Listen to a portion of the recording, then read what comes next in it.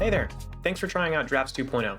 Today we're going to walk you through how to create a template. So to do that, we're going to start by heading to the template section in Drafts 2.0 on your dashboard. There you can select New Template in the top right corner.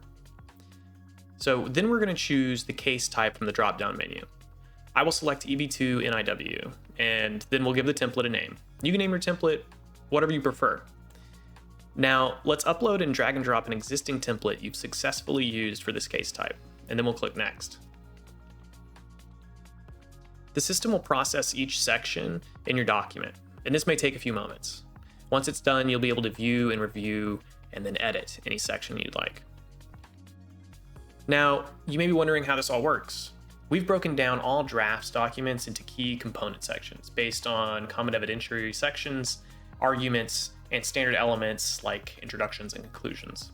When you create a template, the AI receives the full list of possible sections for that case type, along with a brief description of what each should include. The AI then reviews your document and looks for the text that matches each section.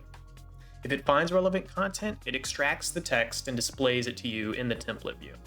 If a section isn't found, it simply won't appear. You can review and edit the extracted sections at any time. Once everything looks good, click Save Template. Then you can click the X in the upper right-hand corner to return to the dashboard.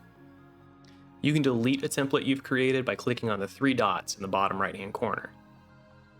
So there you have it. That's how to create templates in Drafts 2.0. For any additional support, reach out to support@Visalaw.ai through email. Thank you for watching.